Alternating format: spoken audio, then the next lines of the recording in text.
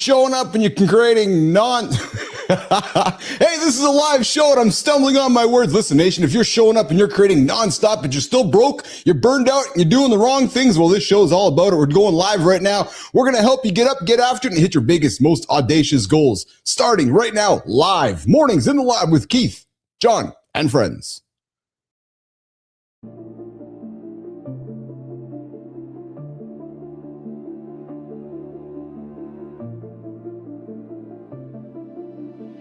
Welcome to Mornings in the Lab, where when something negative comes up. Building muscle improves blood flow. From squirting to squirreling. Start small, build up, and expand from there. To be entertained by fun over here. How have I slept? Has my sleep been good? That's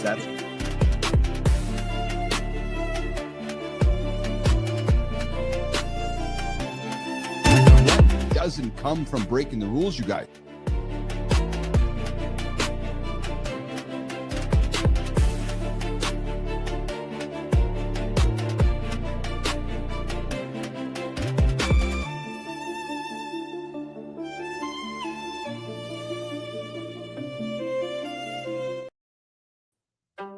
Hey, there we go.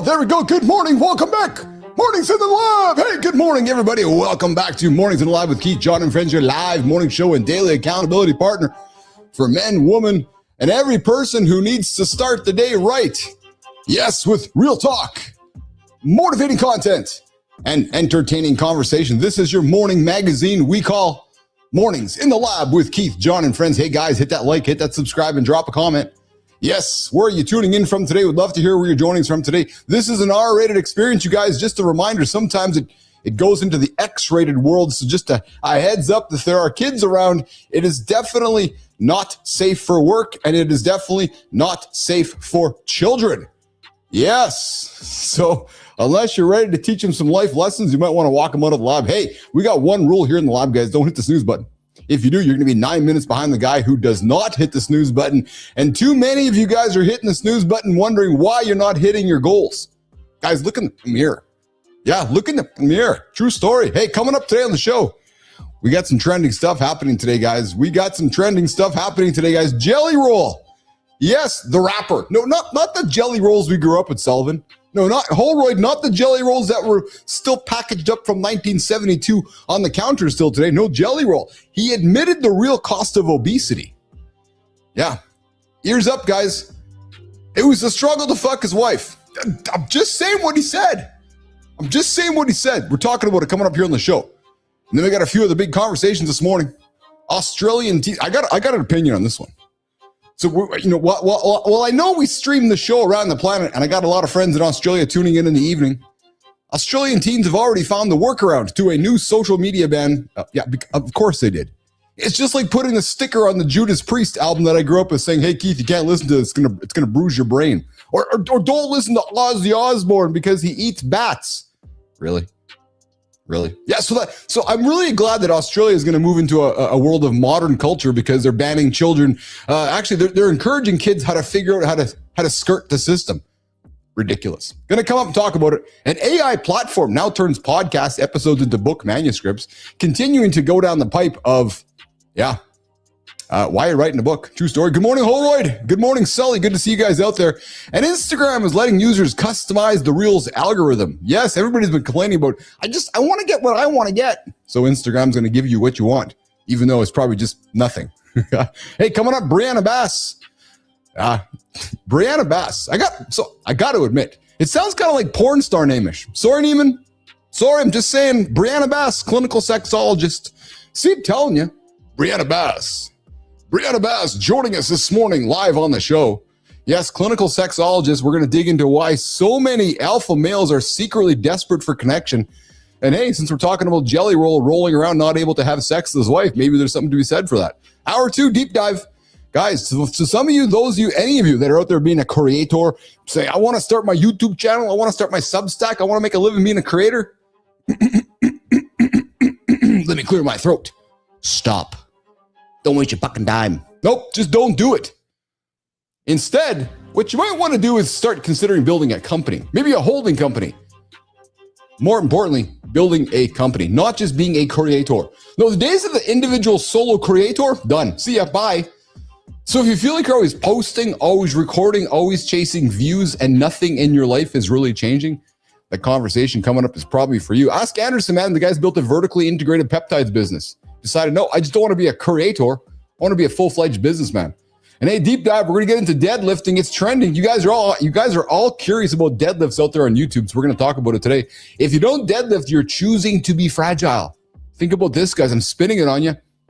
If you're just going to go through life and not decide to pick up heavy weights, you're going to wake up one day being one weak son of a bitch. Yep, true story.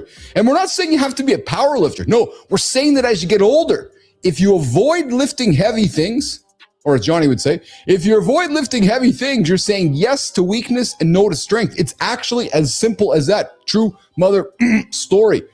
And then we're going to move into morning focus with a conversation a lot of leaders need to hear. I've said it before and I'll say it again. Your company does not need another meeting. No, it needs a morning show. Yeah, and maybe not like ours, but it needs a morning conversation. And we're going to close the show today where we always do in the, hey, Titus. Hey, Titus. I'm glad that you joined the show here. Hey, Jimmy, I'm really glad that Titus stopped his day, pulled out his phone, and dropped the most enlightening comment ever imagined. 3 words. Get a job. Yeah, because I'm thinking Titus doesn't have one. That's why he's on the channel here right now. So welcome, Titus, to Mornings in the Lab with Keith, John, and Friends, a live morning show where we help you get up and enlighten the world with entertaining and very thoughtful comments like yours. Get a job. Awesome. I love that. Welcome. Oh, you're 12. Yeah, I'm 12 twin. Good for you. Yeah, go to school. There you go. And actually, we like to drop bombs here. So, Titus, get the fuck to school, man. Go learn some shit. Get off my channel because you're not learning anything here. Well, actually, you're going to learn more here more than you will in school. All right, listen. If you're feeling overworked, underpaid, not like Titus because he's too busy being a truant from school, Jimmy, Rahima, Melissa, you can't get a job legally? Well, you go make some fucking money, man. The morning loop starts right now. Some mornings, I swear, the whole world wakes up fragile. Physically fragile, financially fragile, emotionally fragile. Pick your category. Yeah, and every guy thinks he's the exception until his back or his bank account disagrees. Fragility always finds the gaps. Deadlifts aren't ego. They're insurance, longevity insurance. Exactly. Lift something heavy now so you're not negotiating with gravity at 70. Same thing with business. Most creators build sandcastles, then blame the tide. Build a structure, something that stands when you're tired. Views make you feel strong today. Systems keep you strong tomorrow. One impresses strangers, the other impresses your accountant. Men chase what spikes, they neglect what lasts. And the whole point of this show is getting you to flip that equation.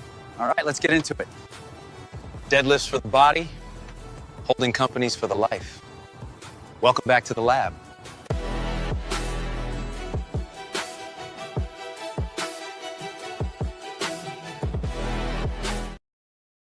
Hey, Titus, if you're still being a truant from school, in 2 hours from now, we open the phone lines up. Not that we're inviting the 12-year-old to join the show this morning. The phone lines are going to be open in the second hour, 431-300-3005. Yes, we go back to 1986 every day on this show. We open up what we call the phone lines. Yeah, it's this thing where you dial the numbers and they initiate a conversation. It's called the telephone. 431-300-3005. Good Time dropped me actually, Jimmy, I got a video from Good Time that I forgot to give you. We'll get that on the show here tomorrow. But you guys can join the conversation. Second hour, we're going to open up. And of course, the Morning Dinner Lab community is open. I see Holward out there. I see Sullivan out there. I see Titus out there. Melissa's out there. Come say hi in the comments, you guys. Come say hello. What is shaking? What is shaking? All right, Jimmy, let's get this thing started with this AI platform thing. Yeah, that turns podcast episodes into, listen, before we drop it, Jimmy, we all know how Uncle Keith feels about writing books. Haha. Yeah, go write your book. Go become that bestseller by filling up your closet with a bunch of great books you've bought yourself or the garage or whatever it is. But hey, there's an AI platform now that's going to turn your podcast. It's going to make it even easier to be lazy. It's going to be even easier for you to write your book. Jimmy, what's this all about? The platform that turns podcasts. Podcasters just got a tool that turns their episodes into book manuscripts in hours. That can be leverage if you treat it like infrastructure, or another excuse to create content nobody actually reads. We're asking one thing: Is this the moment your ideas become assets or just another format for noise? I love that. It's just another book that nobody reads. It's true. So Pod the Book, they launched it December 9th. You can convert up to 15 podcast episodes into publishable chapters. So the world is going to get a bunch more books and a bunch more podcasts that nobody's going to read. I love it, except for Dr. John Petricelli. So I think this is great, guys. So if you want to write your book, you still want to be that bestseller, well, the Pod to Book AI by 5 Milestone might be the tool you need in your closet to help you succeed at those goals. Absolutely, absolutely. Hey, coming up on the show, bottom of the hour, guys, we got Brianna Bass. Yes, board-certified clinical sexologist, former corporate executive who's been behind the curtain of modern relationships. She's going to join us here at the bottom of the hour, and she's been here to blow everything up you thought you knew about attraction, intimacy, and what women actually want. Yeah, they want the handsome chief. True story. Yep. Hey. All right. What's up next on the conversation desk, Jimmy? Surprise me. Let's get after it. Australia just pulled social media from everyone under 16 overnight and called it protection. By breakfast, they had VPNs, borrowed accounts, makeup hacks, and workarounds tech companies did not beta test. You can block an app, sure. What happens when you block the one place some kids feel seen? All right, so Petro's already confirming what we already know. Podcast into books is a completely stupid idea. He won't even read 1/4. So we're going backwards with technology. I love it. I see Johnny here. Jimmy, we should let just Johnny sweat there in the green room. Let's bring the bugger up. What's going on, Anderson? Good to see you, brother. Look at that. Zero hesitation, zero mercy. That's the kind of morning that changes a man's DNA. They move like discipline already lives inside them. That's exactly what the winter arc should feel like. The guys at the Life Center train before sunrise. They go harder than most folks manage their entire lives. Before sunrise. That's discipline, real discipline, shaping actual men early. Early? The only thing that should take shape early is morning wood. We need that. Morning wood? Speak for yourself. No, idiot. I mean discipline. We show up with discipline in our pores today. Oh. Discipline vibes. Absorbed fresh from the source. Winter arc means action. No excuses today. Yeah, the Chief's gonna appreciate the upgrade eventually. You feel that? Real high-performance energy everywhere. Yeah. This Winnipeg cold can't be good for penis health, though. Absorb everything you see. Small things eventually become big things. You're getting philosophical on me, bro. Loosen those hips, champions hinge cleanly. My hinges are frozen solid. Those stairs are absolutely calling my name. Mine too. Pretty sure they're begging me to sit instead. That's it. We're staying here all day. Real immersion? Builds discipline. Depends on what you get yourself immersed in.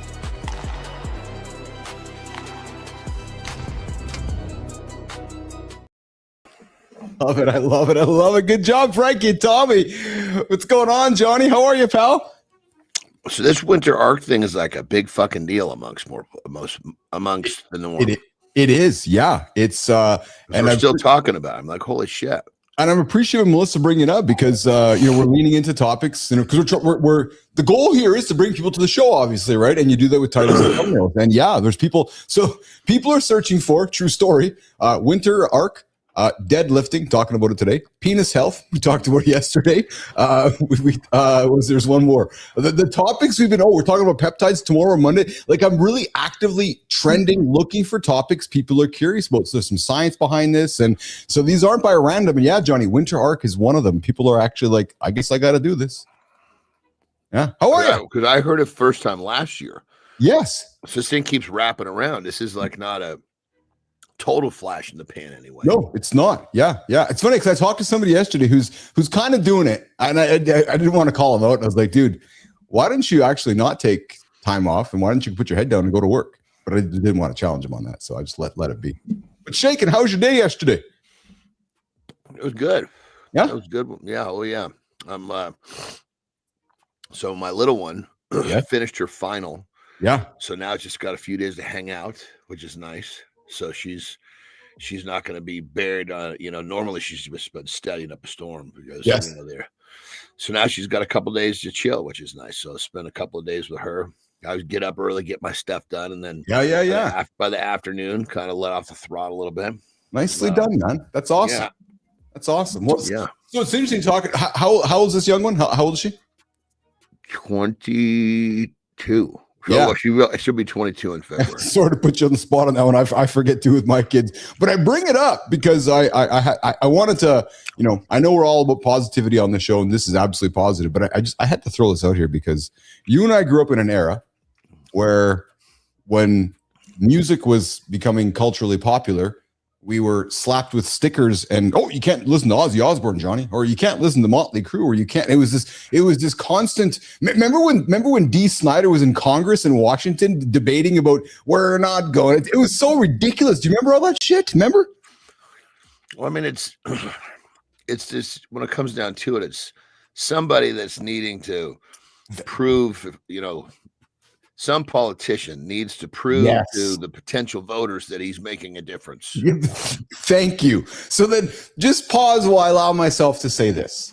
Because Australia has turned on their social media ban for kids under 16. And we'll just leave that aside. Because what they're actually doing, Johnny? Social in general. Yeah. So they're teaching every kid under 16 in Australia how to skirt the rules. Think about that. That's all they're teaching. Like, so do you think any 16-year-old's actually going to go and follow this, or are they going to go, oh, hey, let's find out how I can get around the rules? Because that's actually what's happening. It's no different than when you and I grew up with, hey, is there a better way to take the sticker off? I'm making an exaggerated point, but totally. all that we're doing is we're teaching these kids how to actually skirt the rules instead of follow the rules. It's the most asinine fucking rule I've ever heard in my entire life, because yes, they're all going to listen. Sorry, go ahead. I so agree. But I mean, we do it with everything. Oh, I know. Why fucking different with this, Well, so, because, you know why? It's like, hey, you name it. It's always the same thing. It's true. I will tell you why, though, Anderson, because I know the world's watching this in Australia. And I have some suspicions that if there's, what they're going to watch is going to happen there, might roll out on other parts of the world. And I do not want to be dismissive of the dangers with all that. I don't. To me, it's just, it's more the ideology, which is saying, no, you can't. Well, no, but I want to. Can you go figure it out yourself? It's like a drug consumption site. It's a big topic in my community right now. You might as well give them a drug consumption site instead of fucking having them all over the planet wrecking the rest of society. Go give them a safe place to do it. I mean, there's arguments. So there's so many arguments. This brother. Holy I know. Christ. I know. I hear you. I'll tell you what there's no argument on. Well, actually, there's kind of an argument, and this affects you and I, especially you, because you build your business on Instagram. Instagram is now letting you change the algorithm and the reels. Hey, Preston, what's that all about? Before I get Johnny's comment on this one, Instagram just handed you a little X-ray of your Reels brain and a knob to adjust it. That's new. On paper, that's control. Edit your interests. Trim the junk. In practice, most people will still scroll like the algorithm is dad. So if you can see the machine and still feel hijacked, maybe the problem isn't only in Silicon Valley. Yeah, so simple as this. Go ahead. Correct me if I'm wrong. This is great for someone who uses this to entertain themselves. Doesn't make a difference for me. I don't watch it. No, but I believe, though, Anderson, you could. Okay, so maybe, yeah, so I'm thinking you're right. So, because if I can alter what's on my feed by what coming I watch, to you, but you can't convince me to change what's on mine. Yeah, you're right. Yes, I'm sorry, you're right. So as a creator, it doesn't benefit you. As the consumer, it benefits you. Yes, because you can toggle what you're receiving instead of what you're distributing. Yeah, but I mean, it's insane, dude. Like when there are a few times where I'll say, like if I'm on a full-blown, I mean, I've done this with peptides. Yes, yeah, there's a few people that really know their shit, Yes, and even with the people that know their shit, you still have to kind of, line everybody up against each other because it's all new information. Yes, but point of being is that all I've got to do is watch a few of these fucking videos all the way through, and they're just fucking stacked up waiting to come in.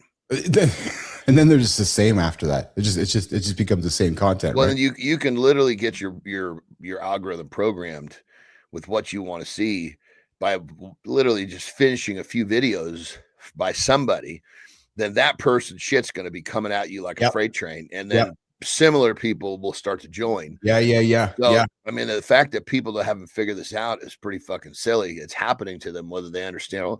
Well, I can't understand why I keep getting all this XYZ. Let's get you fucking watch the videos to the end, you dipshit. And yet they don't want to admit that they're watching all the shitty shit. Oh, but Johnny, no, actually, you're watching the ridiculous stuff. You know, it's not ridiculous.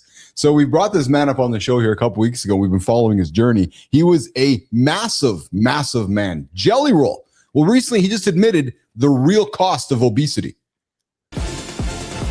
Jelly Roll just said the thing most men would rather die than admit. That headline was not gossip. It was biology. When your waistline grows, your testosterone usually shrinks. You call it low drive. Your hormones call it chemical surrender. Tonight, we're asking if your habits are switching off the lights in your bedroom and relationship. So his confession, Johnny, straight blank, point blank, we talk about it all the time. Because he was so fat, he couldn't fuck his wife. Dude, I often look at people and go, I want to know how this would work. Yes. Well, so that's exactly what it is. His words were, we couldn't get around and we couldn't get aroused. So two things, right? Arousal, we talk about it because, well, you're crushing we talked about it yesterday, man. When you're crushing the shitty food, well, the penis doesn't work. There's no morning wood. And then we couldn't get around. In other words, we had troubles moving around. To your point, how do you, when you're 600 pounds, man, 550 pounds. Well, and some people, the way that they're, everybody's shaped a little differently. Sometimes you look at someone's gut Good and point. it hangs well fucking past where that thing is, even if it was fucking rock fucking hard and being pressed down, you're not going to see the tip of it. No. So, I mean, it'd take 4 fucking hands and arms to lift that shit up to get it out of there. And then you need the other hand to try to find the hole. You got to have 6 arms, man. I know. Either that or some of your fucking roadies holding your shit up while you try to thread it in there. But I mean, I often look at that and go, fuck them. It's one thing if you got a big rounded belly. Yeah. When that fucker folds over and drips down toward your knees, that's problematic. I've had the same wonders, man. So why I put this on the title was people can. So when people become celebrities or big stars in front of the camera, we start to relate. We start asking ourselves some questions. So if you're out there looking at your gut and wondering what's up, well, we talked about it yesterday. There's no morning wood happening if you're crushing shitty food, especially with the holiday season around. And Jelly Roll admitted himself that, his destiny moved to a point where he couldn't even have sex with his wife because of how big he was at the end of the day. Ridiculous, man. Well, and then that's when you have to decide, are your addictions taking you down a path of life that you want to continue, or are they taking you down a path of life or life just isn't fucking worth it anymore? And that's where people hit the end of the road. Absolutely. Hey, coming up in a few minutes, guys, center stage, we got a board certified clinical sexologist, Brianna Bass, former corporate executive. I gotta be honest, John. It's like Brianna Bass. It's kind of like porn star name-ish almost. It's Brianna Bass, clinical sexologist, joining us this morning. She's here to blow up everything you thought you knew about attraction, intimacy, and what women actually want. We're coming up here in a few moments with Brianna. That'll be fun. I know. I agree. I'm looking forward to it. I was very much looking forward to today's show. Dude, it's really cool when we find someone that comes on here. Yeah. That has like a knowledge base of something that is of course of interest, but then just stuff that we can't really speak on well. Yes. I fucking love that shit. Me too. I'll tell you something. So I had coffee with Jason Hewlett yesterday, our cardio miracle guy yesterday. And I got to be honest, man, for the first 6 or 7 minutes of the conversation, he was looking at me like, what the hell have you guys created? He's like, I have never seen, he goes, you're leaning into stuff like Carson and Leno and Olds and Tom Snyder. And he goes, the creators that are making stuff today have nothing on what you and John are creating. He goes, I've never experienced this. What you guys, he just looked at me like this stunned thing. And don't be surprised if the young man might joining our network, because he was like, how do I get a piece of that? And he's told me some funny stories that I asked him. I said, "Will you tell it on the air?" I go, "Oh yeah." He goes, "Oh yeah." I go, "Dude, you got to come back and hang out with John and I," because he was telling me a story about being in a dressing room while dressing up for Ricky Martin, and and all the debauchery back there. And he's a Mormon guy, so you can only imagine Dude, listen, you don't hide behind the Mormon thing. Come on, Jesus Christ. That's like the fucking Christians. Or it's like, well, if this is so wrong, if me stealing is so wrong, why is God letting me do it? Get the fuck out of here. Jason's Jesus awesome, Christ. He was I awesome. love the hiding behind a fucking title like that. He was good. No, I think he'll surprise you. He's going to come back. No, I'm just saying the Mormons, the Mormons are going to have 17 fucking wives. I mean, Christ, they get to fucking soak. They could look at all the fucking, their guardrails on monogamy is like fucking like they're all almost gone. So when you say Mormon, to me that says this motherfucker has got some fucking roots going in a whole bunch of different directions, literally. He says the fact that you and John were debating what's the proper term to call the young man the man you're going to throw across the room. He says whether it was dwarf or midget or these. He goes, I couldn't grasp what the hell. He goes, I was wondering what era I was stuck in. He's like, was it 1980, 20? He goes, what you guys are creating is unbelievable. Coming up, Brianna Bass in a couple minutes here on the show. Hey, so I teased this one a couple days ago and I got to put it out here. Jimmy, get this one on the screen, man. Oreo. Oh, man. So I will admit when I was Fat Husky Keith, and even sometimes as I go through life, I do enjoy the taste of Oreos. Well, they are launching. Oreo with peanut butter on it. Come on, man. Oh, Anderson, it's too fucking early for you to you're actually being a cock tease right now. You're actually telling me that I know Adam's peanut butter on top of Oreo. Yeah, you fucking do. You just said I'm a cock tease. You fucking weirdo. Well, you can't. Jesus, what the fuck is wrong with you? You can't tease me. You're not, but you're not supposed to use a cock as the thing that you're hungry for. You fucking weirdo. You can't tease me like that with Oreo and see, listen to you. You're deep in it now. Oh, Jesus Christ. I'm backpedaling. But hey, Oreo swapped out real sugar for a lab-made blend. You can say cock block, but not cock tease, you fucking weirdo. Okay, bimbo. Shit. God damn it. And no, I thought about that. Bimbo could not be in the same studio with you. We don't want to see that. So they swapped it out. We got a Brianna Bass coming up in a couple minutes, guys. Clinical sexologist. She's wondering what the hell am I getting myself into. Oreo swapped out real sugar for, it's much better with a lab-made blend of maltitol, polydextrose, sucralose, and ACE K. The same synthetic sweeteners critics link to gut issues, hormone disruption, and industrial-grade chemical byproducts. So America's getting healthier next year with brand new sugar-free fucking Oreos, Johnny Anderson. I mean, I'll tell you, brother, some of that stuff, it's like, we've talked about that. Yeah. And you eat too much of that stuff and you're not leaving the toilet. No, not at all. No, not at all. Hey, Jimmy, what happens if you don't keep your heads up when you're driving? Johnny, just quick before we bring Brianna Bass said, some drivers in Florida 2 days ago driving down the freeway, and just doing their normal thing, and they didn't look up. And I'm extending my cue here so Jimmy can get this thing running here. But they're just driving down the freeway in Florida, and little did they know that there was going to be something that was going to drop down on them. And check this out. This is ridiculous, man. Watch. Oh, yeah. I saw this, dude. I saw it on the car. Fuck, man. Somebody sent me that. I was like, what the fuck is that, dude? So the person lived. So good enough is that the guy flying the plane lived and the person in the car lived. So, but you never know. Like, dude, he didn't have many options because he was coming down quick, and it was like he had no intention of landing anywhere but something flat. He didn't want to hit that car. He knew it was going to make his landing much worse too. Yes, you know, exactly. All right, okay, we got Sophia Grant patiently waiting for us. Brianna Bass patiently waiting for us. Johnny, we got about an 80-second break here. We're going to introduce our upcoming guest, Brianna Bass, sexologist, clinical sexologist. Sophia, let's get after it.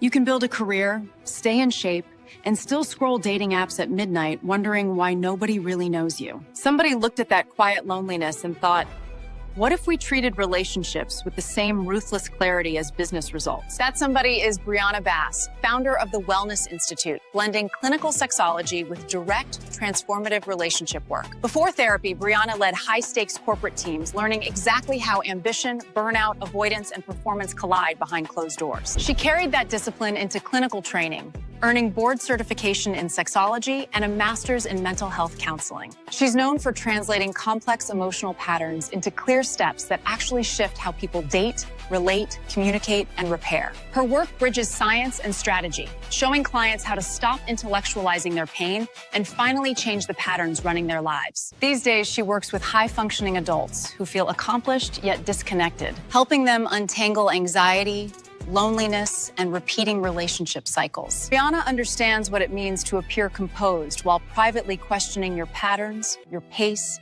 and the stories you keep repeating. To clinical practice wasn't a detour.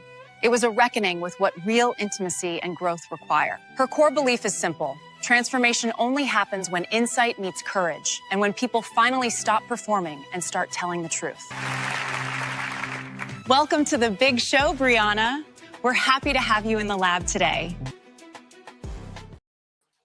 Oh, there we go. Brianna Bass, welcome to Mornings in the Lab with Keith, John, and friends. What's shaking, kid? Hi there. How are you? Fantastic. How are you? So tired. Where are you joining us from today? Dallas, Texas. Oh, well, thanks for getting up with us. So you're on Central Time like me. So it's actually pretty early. It's actually kind of late. It's already 7:30 Central Time. I get up at about 9. Oh, Most days 10. So for her, it's early. Yeah. So, Brianna, thanks for hanging out with us. Thanks for making some time and joining us this morning. Very excited to have you here today on the show. A certified clinical sexologist and someone who literally left the corporate boardroom for the therapy room. How did that journey start, Brianna? Yeah. Like a lot of people, I was in corporate America and just thinking there's got to be more to life than this. Yeah. It was such a rat race. Politics, all of the things. And really what I was doing was therapizing people all day long, getting them to do what I needed to do, building teams, reaching goals. All of that is therapy. There's a lot of overlap. So I thought, can I merge these two worlds and be really successful at it? And I found out that I can.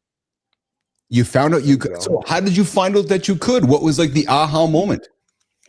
Well, my undergrad, I had a Bachelor of Science in psychology. So I did have like some dabbling in that. But really, as I'm working with people every day to like, what's going on with you? Why aren't we reaching and doing the goals that we need to be doing, et cetera? That was me motivating people. And I was the person that friends would go to and pour their hearts out. And guys would ask me for dating advice all the time and girlfriends and things like that. I looked into it and I thought, can I build a career around this? I think there's a niche and I think there's a gap here. So got my master's in clinical mental health and then went on to do PhD clinical sexology. And I'm a board certified clinical sexologist now. So I work with people that are navigating modern dating apps, the chaos of just like corporate America, right? They're burnt out post-COVID life, marriages. I work with people that are 60, people that are 25, CEOs and lawyers and attorneys and servers in restaurants. So it's quite diverse because all of us are facing, honestly, the same issues. Yeah. What I love about this is you saw an opportunity within something you were doing and realized, hey, I'm not too enchanted with this whole thing, but I'm really kind of digging this little piece that I have to focus on to get this other thing to work. Let's just take this, what I seem to really enjoy, and let's leverage that. That's beautiful. I mean, unfortunately, most people don't have the fucking sack to do it. Yes. Yeah. It was scary. It was ballsy for sure. And I'd gone to therapy myself. I'd gone to marriage counseling myself. And I didn't feel like I was finding in the market what somebody like me needed. Brianna, I'm divorced. You said you went through marriage counseling. If I may ask, have you gone through that journey or did counseling was part of your journey? I specialize in couples today. So I work with a lot of couples. I was married for 10-ish, 11-ish years, something like that. And I went to couples therapy for a couple of those years, trying to save it in like that last ditch effort. And so now, ironically, I help clients every single day rebuild their marriages, relationships, connect, and not just sex, but all 8 forms of intimacy. And they come to me and they're desperate. Often I'm the last knock. I'm often the last attempt. They've often been to multiple therapists before me. That's not uncommon. So we get to work. It must be quite striking where you are instantly relatable when somebody sits down with you and you can share your experience instead of talking clinically, you can say, I've been through this, and I'm making some assumptions here that as you went through your experience, you noticed gaps, and you're like, wait a minute, I can't get this. So John, what's a good business person do? Solve the problem herself is what I'm suspecting you did. Yeah, that's exactly right. So I have to balance oversharing with clients. I don't want to overly, let them of into course. my life. Yes. Yeah. But I do let them know a couple of things up front. Also they probably researched me. So they've read bios, and I've done 15 podcasts this year and things like that. So they've probably got some knowledge already about kind of where I come from and my energy or my style. Yeah. But nonetheless, yes, I do often let people know, like, hey, I have been in your seat to some extent. And it does make a big difference. I wouldn't know how little I knew if I hadn't gone through divorce myself, addictions myself, all sorts of things. And that has been an incredible asset in working with people today. I can quite literally step into their skin in a way that there's no way I would have been able to if I hadn't lived the life of my own. Brianna, addictions is a big one sec, Johnny. Addictions is a big topic here on this show. Johnny's battled it. I battle it. We battle it. And it's a big topic for the men and the people on this show. You dropped that word. Yeah, I didn't know that about you guys. I work with a lot of folks who are facing addiction, whether it be it's all the vices, right? So it is traditional substances. I do work with porn addiction. I do work with sex addiction, things like that too. And my life has been riddled with addiction. I've had intimate family members, and myself have had challenges in the past. My divorce was due to addiction. He just ultimately could not beat that fight while we were together. So I come from an Al-Anon space, probably more than an AA space, but very familiar with both. So if a client walks in and they're facing some of those challenges, we can talk about it, definitely. Johnny. Well, and when you're able to have that conversation, you can say something that resonates so deep with them. Like, okay, this is not just some chick who's listening. This is some chick who understands what she just said, tells me that she's been here, which totally makes you a different, guide, if you will. Yeah, it does. And especially for folks in addiction, right? Y'all can have some really big egos. You guys are complex. You're, all the things. Your brain is scanning for me to fuck up and say something that she doesn't know her stuff, and to write it off.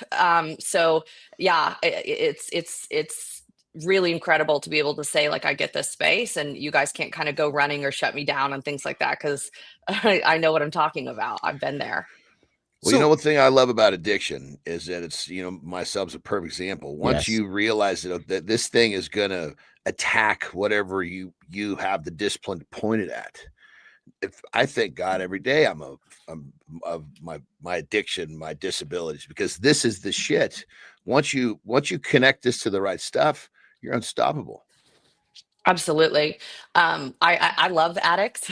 They're the best people. They're so interesting. Their lives are so full of color, and I think they bring incredible perspective. And most of us that got into addictive patterns, right? It means that we've walked in all of these dualities and things like that. So it just spits out some awesome people. So I absolutely love addicts. If I had my choice of being friends with, someone that was in the program or not, or whatever, I would totally choose those. So I'm not an addict myself, but I love to surround my people myself with people that have a foot in that space. Interesting. Brianna Bass joining us from Dallas, Texas this morning. She got her rear end out of bed to hang out with Keith and John this morning on Mornings in the Lab with Keith, John, and friends.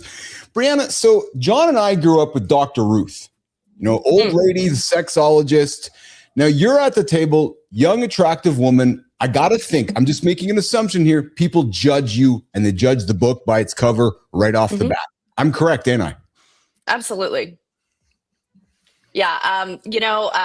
I do some things to mitigate that, right? So out the gate, when I'm meeting with somebody, I set really clear boundaries as far as access to me and things like that. And if ever a client or a patient were to encroach any of those lines, like, you're out. I can't risk compromising. Have you had situations where guys are like, they've crossed the line and they've walked over the boundary?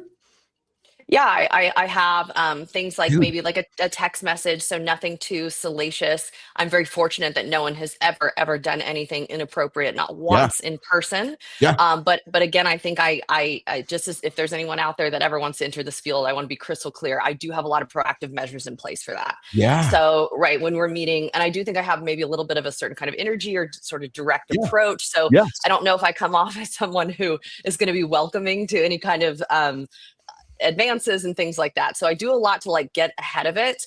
But yeah, my office is beautiful. I have reception, I have staff there. There's just a lot of things that are in place. I have an office line for clients only. It's monitored, things like that. But yeah, absolutely. I've had my moments. I think most therapists probably have, but yes, especially in my specific niche, it's a little bit higher risk. I would suspect so. Yeah, absolutely. Absolutely. Hey, Johnny, one of the things that Brianna specializes in, and something we again talk about on the show, John, often is male loneliness and the male loneliness epidemic. Brianna, from your clinical perspective, what's actually causing it? Is it social media? Is it dating apps? Is it societal expectations, something deeper, or all of the above? Brianna. It's all of the above. I wish I could give you a more unique answer, but honestly, everyone listening and you all have probably heard it all. It's amalgam of all of it. Now, a couple of things. So we have to understand how societal changes happen. And I'm talking from big stuff, from women's rights to slavery to anything in life, okay? We make massive pendulum swings. That's how change is elicited on a societal massive shift level. And then eventually we kind of just balance out, right? I think right now we're not totally at the extreme. We had sort of Me Too and an uprising and women really taking their power back. And of course, I'm a massive advocate for that movement. But Yes. I think men are a little bit lost in this space. I need them to hang on for a little bit longer because we're in this pendulum swing, but we're going to come back in the middle. So things like gender roles, women are working. My wife is working. She's making the same money as I am, or there's some sort of something there that's off. We want to have kids, but how do we balance that? And who's taking out the trash now? When am I masculine? When am I not masculine? Can I sort of grab her hair in the bedroom, or is that now demeaning and degrading? It's just this really awkward time. And I'm talking to men every day that are like, I don't know when to touch, when to reach out, when to hold back, when to, I don't know, I'm just lost. Yeah. And they're attracted to these women that are, let me say, like me, right? Who's somebody who's ambitious, who independent thinker, all this kind of stuff. And they're confused. So is someone like me want to be maybe a date planned or kind of told what to do, or will be offended by that? When do I wear the pants? When do they wear the pants? So men are trying to navigate this sort of new era and wave of women who are sort of like coming into their own, which is this beautiful thing. But instead of leaning into it and knowing what to do when you've got a woman like that on your hands, which is such a blessing, they're fumbling it because it's scary and it is totally foreign territory, and that's completely fair. Yeah. I can totally see that. And I'm not at all trying to give advice in your world. My first gut is just fucking take some action, because at very least a woman of your stature in that league, that character, that mindset, that direction that's moving that direction, wants to see a man that's affirmative. We're all going to fuck up, but don't just sit back and be a pussy. You're completely right. So the one piece of advice I would give in this regard is not to confuse femininity with sort of, right, not leading as a man and those kinds of things, meaning, right? So just to use myself to fall on the sword, right? So I'm ambitious, like I said, educated, things like that, right? However, totally not to be confused with me not just being a girl. And that's what I teach my clients. She's still just a girl. I guarantee you that behind all of that, they're not mutually exclusive, guys. What are you doing? No, I still want someone to lead, to take the reins, to be in charge, and to be in that masculine energy, in that masculine space.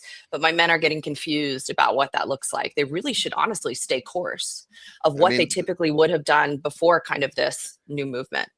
Yeah, look at the roles. She's kicking ass here, here, and here. She doesn't need you here, here, and here, but those other areas, they haven't been altered by what she's doing, And absolutely. Look at those and fucking, at the very least, start there. Yeah, I teach my men about safety cues, and that women are absolutely prevailing out of everything that they're searching for are safety cues.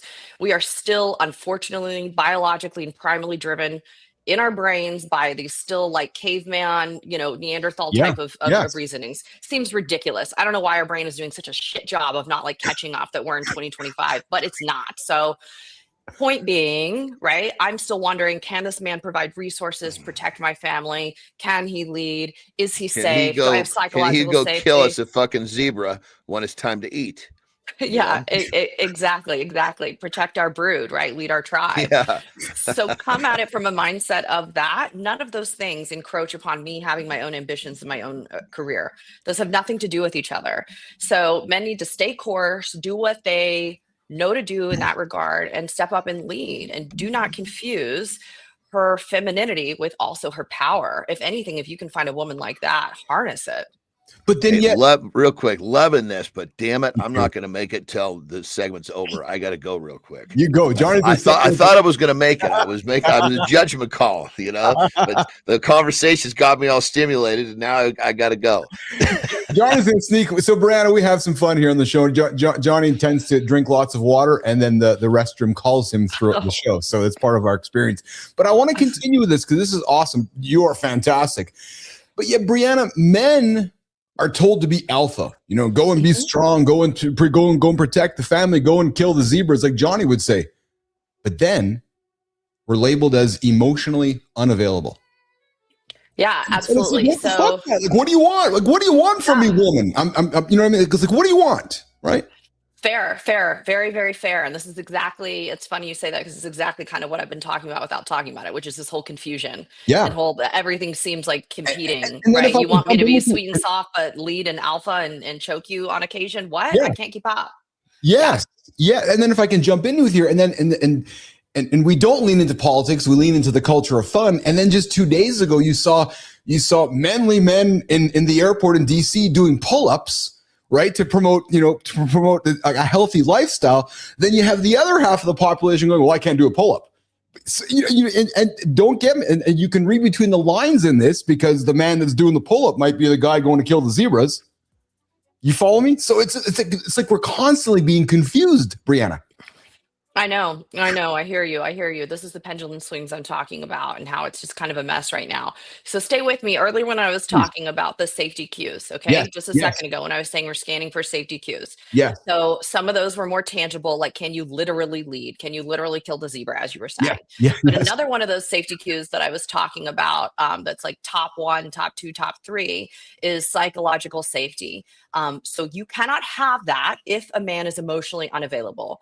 So you're going to have to figure it out that you can't be alpha and have, no emotion and be embodying, stoicism, and all of these things. Yeah. And then be connected intimately to a partner and in all of the ways that intimacy shows up, not just in the bedroom, and be desired by your partner. It's also not sustainable for long-term relationships. Long-term relationships are sustainable based on deep connectivity and vulnerability. So you cannot have that existing if you have an emotionally unavailable man. That's not going to work. It will work for a while and then it will not work. You won't be able to resolve conflict, things like that together. You'll slowly get more distant. You'll be sleeping together, 3-4 times a week, and it will go down to 1, then once a month, and then you'll be in my chair. So we need a couple of things here. That psychological safety means emotionally available men. Can she come to you with her makeup off and her darkest moments, because this is part of leading, and you catch her there? If you are not emotional and you haven't worked on that part of yourself, don't know how to access it, tap into it, no, you won't be able to catch her, and she will smell it, she will feel it, and she will look elsewhere. Wow. Brianna Bass dropping nuggets this morning, dude. I'm really glad you got your ass out of bed to hang out with us, man, because I could have you here all day. I'm telling you right now. So let me ask you this then. So if you could change, and just so you know, John's listening to us, so don't be surprised he comes back and just jumps right in and just keeps going with this thing. So if you could change, Brianna Bass, could change one societal belief about masculinity, emotional health, what would that be today? Oh God, on the spot. Come on, kid, you're the expert, man. You said one. So, I can talk for hours. The one thing, probably what we're talking about, right? I would just want men to have clarity around what it means to be a masculine man, specifically in the space of that emotional regulation, right? So there's nothing sexier And again, this is all leadership qualities, guys. This is all leadership. So there's nothing sexier when we look at a man, right, who's been hit with a crisis. The tribe has something going on, whatever, or she's messed up, or a kid's made a mistake or something, and that man is emotionally regulated. Men are confusing emotional regulation with what they perceive stoicism to be, or complete quietness, or the absence of emotion. They're thinking a crisis, I'm silent. That's emotional regulation. No, it is not emotional regulation. Emotional regulation is experiencing the full human spectrum of emotions. You are sad, you have hurt, you have pain, you're expressive about those things. Imagine having a wife who she's in crisis or something, and instead of you perceiving, I'm going to be emotionally regulated, be silent here and just quietly lead or whatever, problem solve. Instead, you did both, and you're emotionally regulated in a way that looks like this. Honey, I can't imagine what you're going through right now. If I could carry it, I would for you. So here's what I'm going to do. I'm going to take care of X, Y, and Z. Is there anything I'm not thinking of right now that would make you know and feel more confident about how we're going forward here? That's an emotionally regulated man.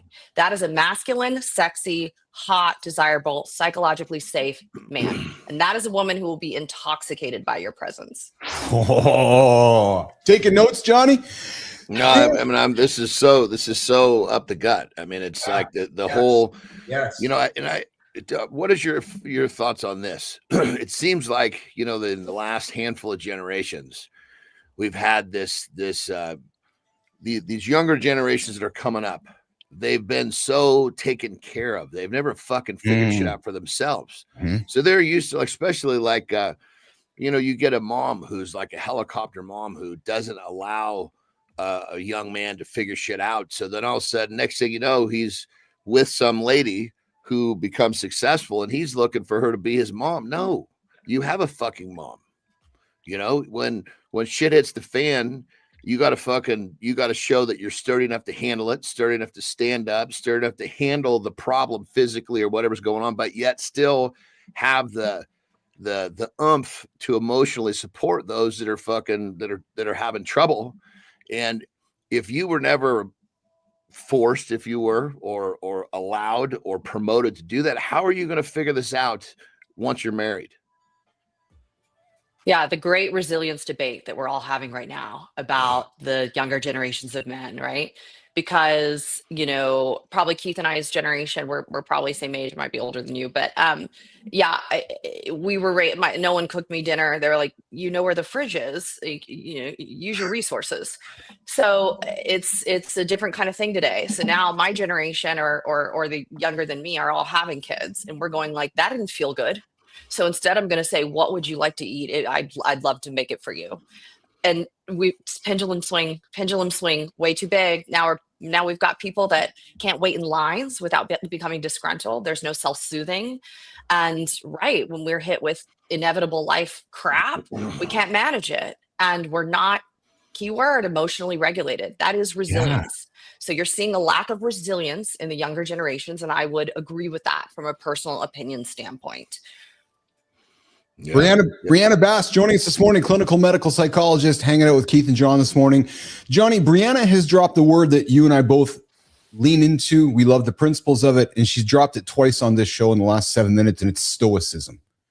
Brianna, as a female, clearly that word means something to you. It sounds like you perhaps practice it, you talk about it, yet I don't hear a lot of females in your role. Well, she also put misunderstood with that, though. Yeah, so exactly, John. That's what I wanted to put on the table, which is, where's your point of view on stoicism? How do you preach it? Talk about it, men who lean into it. I really want to hear you talk about stoicism, Brianna. Can I guess real quick? Can I guess before you speak? My guess is that you're going to say that if someone really understands stoicism and they're practicing it properly, it's perfect. It's these fuckers that take it the wrong way, that don't have a fucking clue what it's about, that are messing the shit up. Yeah, exactly right. And awesome job picking up on the fact that I did say misunderstood earlier. I do kind of bookend it with like some disclaimers because it is so misused. Yes. So this word has gotten really buzzy, really sexy, really hot. And I love that because there's a lot of good there, but unfortunately, we're we're not getting it quite right. So perhaps we're listening to TikTok or something, or just understanding a surface level definition, not actually reading into what that means, and then taking away not the good stuff here. So essentially, Stoicism, what I teach people, right, is imagine it's as simple as this. It's the receipt of information. I have an input of information, and I have a point of delay before I choose my own personal output. That's really what Stoicism is. Receipt of information, point of delay before my output, my reactivity, right? Emotional regulation looks exactly like that as well. Emotional regulation and Stoicism are absolutely not the absence of human emotions. Neglecting the spectrum of human emotions anywhere along the spectrum, including anger and whatever else, is not healthy for you. That will wreak havoc on your brain, and you will end up in my chair. You will not have those healthy relationships. You'll have conflict. You won't know how to navigate women or men, et cetera, et cetera. The goal is to experience the full spectrum of human emotions: sadness, pain, anger, all of these things, right? Be expressive about them. That is what a healthy male or female looks like. And Stoicism is absolutely not the absence of that. And it wouldn't have had the longevity it's had and be infiltrating all of our conversations today if it was that. No one would ever promote that. It's how we get serial killers. So no, let's not do that. So Stoicism on that level is the regulation. Yes. So I was going to say, if you were to try to, because I'm a big one on boiling shit down, right? So if you take a person that understands it and realizes part of the core behavior to be to be stoic is to learn to respond rather than react, which is kind of what you're talking about, that little pause, but then respond properly to everything, not fucking disconnect and pretend it didn't happen. That's not fucking stoicism. That's just that's just being stupid enough to stop reacting and hold everything in when it's not about. We want to eliminate the reaction. We want to basically promote the responding to everything that happened in a nice, calm, cool, collective way that shows you're strong enough to deal with whatever the fuck comes your way. Yeah, that's exactly right. It's a lack of reactivity. We're not at the mercy of our emotions, but we're still experiencing our emotions. Yes. Brianna Bass joining us this morning. Brianna, I know we had you for 30 minutes. We're coming up on the time here. Where can folks connect with you, find you, engage with you? I hope you have had as much fun hanging out this morning as we have had with you. Brianna, where can folks find you? And is there anything you want to put on the table we haven't brought up today that you want to make sure we put on the table? No, not with the time we have left. I mean, there's plenty of things, but, Yes. but yeah, we'd be shortchanging them. Yeah, they can find me on Instagram at Brianna Bass Therapy, and it's one in Brianna, Briana, and then my website, which is just briannabass.org. And come see me in Dallas as well. I'm also in Austin, and I had an absolute blast. I had so much fun. Awesome. So quickly, you got up. You didn't know what you were getting yourself into. Was it worth getting up to hang out with Keith and John this morning? Absolutely. I would do it again. So please have me back. Yes.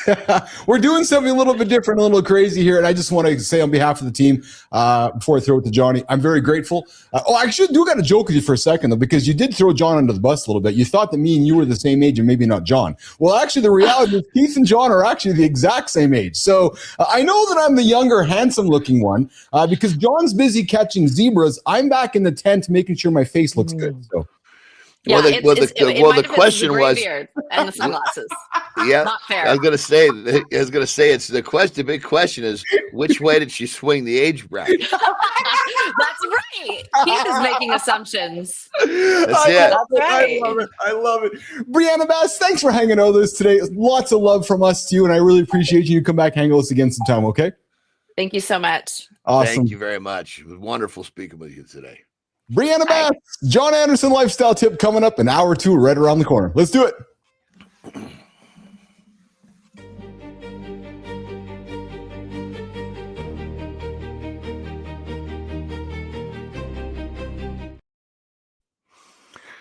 So we talk about this often, but we're going to talk about it again. We talk about responding versus reacting. Well, it's kind of just had that brief conversation when we're talking about stoicism with our last guest.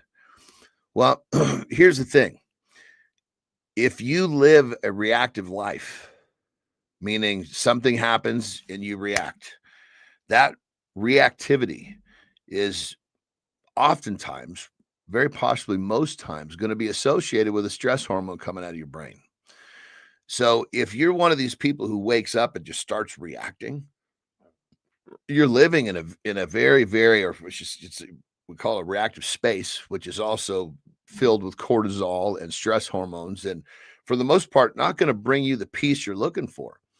But here's the thing. Most people that live this way, they don't even understand they're doing it. Let's use driving in traffic as I thank God I don't do that dumb shit. But the bottom line is there are a lot of people who do, and they spend all their time pissed off at the other drivers, flipping people off and blah, blah, blah, when you got no control over that. You're better off that's like the perfect breeding ground to learn to start responding rather than reacting. Maybe the guy that cut you off, maybe he made an honest mistake. Maybe he didn't. Can you change it? No. So don't get all fucking bent out of shape about it. Did that person have the power to change your mood? No. Well, guess what? If you reacted, that person just did. So think about that. Are you going to start living a life where you control how you feel? Or are you going to continue to live a life where your surroundings control how you feel? Learn to respond. Overreact. Rock and roll.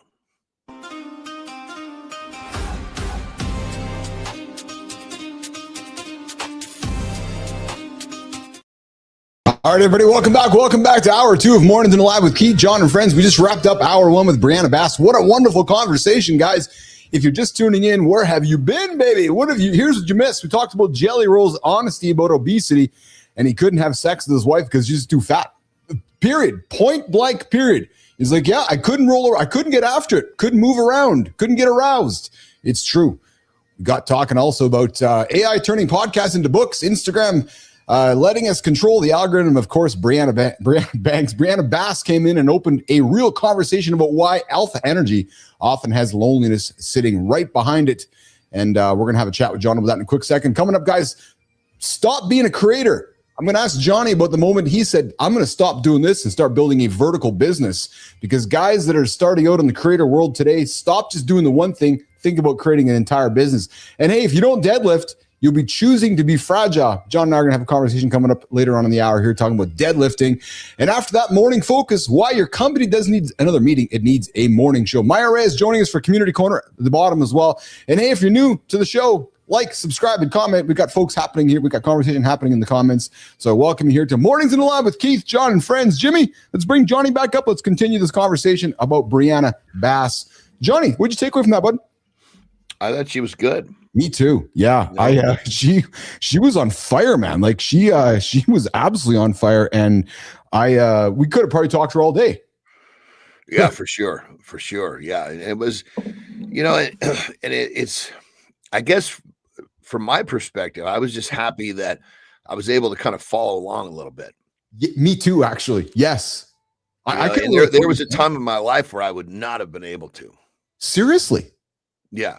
Well, because I mean, there was, if you haven't found who you are, yes, you have the confidence, then, because what she's talking about is, I mean, if you're a male and you've lost your confidence, you find yourself doing a lot of nothing. You don't know what to do. And a lot of times you're too scared to do it, or you're the procrastination is just fucking crushing your life. And, the lack of assertiveness is kind of like one of the I guess the core problems that she was talking about, not knowing what to do, but then not doing shit makes it even worse. You're actually becoming, I hate the word, but a bureaucrat by doing nothing. You're doing nothing. Yeah. Yeah.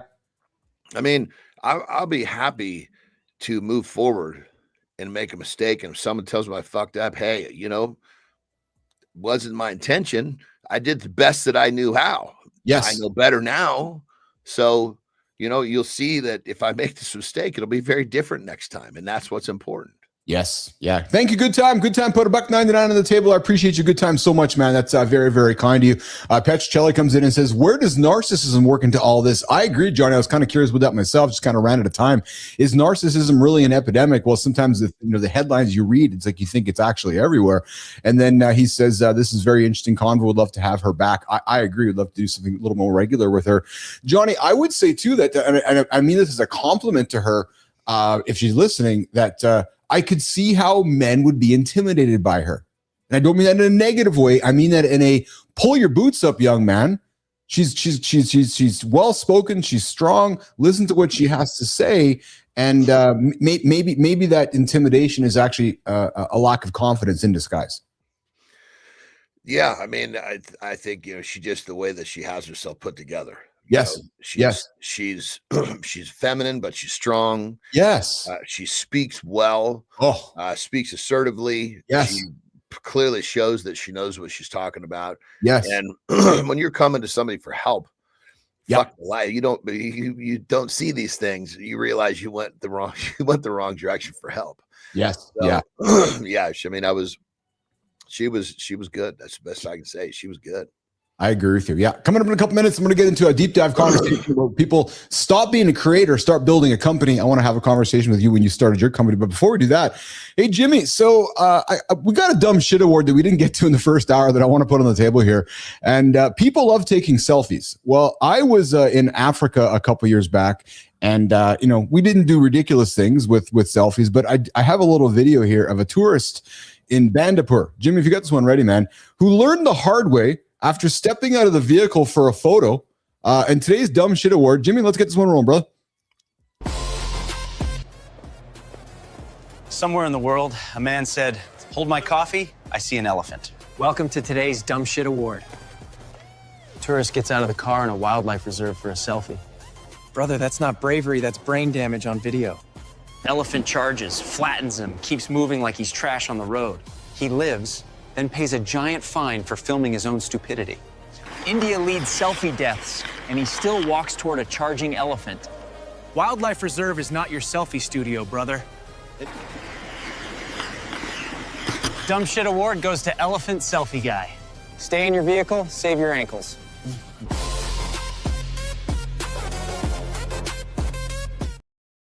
So legitimate question for you. Like, do people ever learn, John Anderson, or just never learn?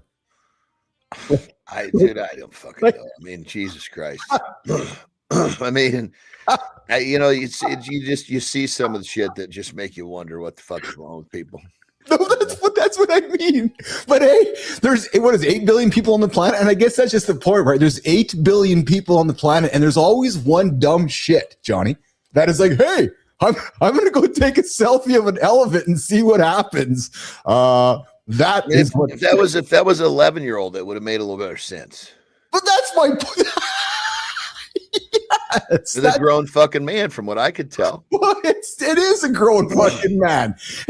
And what do you always say? What do our kids do? Because Johnny, in 20 years from now, when we're doing this show, well, I'm going to have a video of a young man getting driven over by an elephant, and it's going to be this man's son.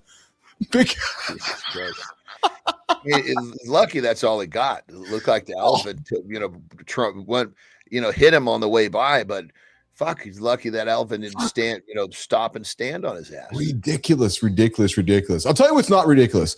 I was really impressed with some decisions you made a few months ago, and I wanted to get into this chat with you about how you decided in your main, maybe it was an intentional decision, maybe it was a discoverable decision, but you and I'm using some intentional words here, but as you were growing your peptide business, and Jimmy, get this queued up, Jim, before we get into the conversation with John and myself.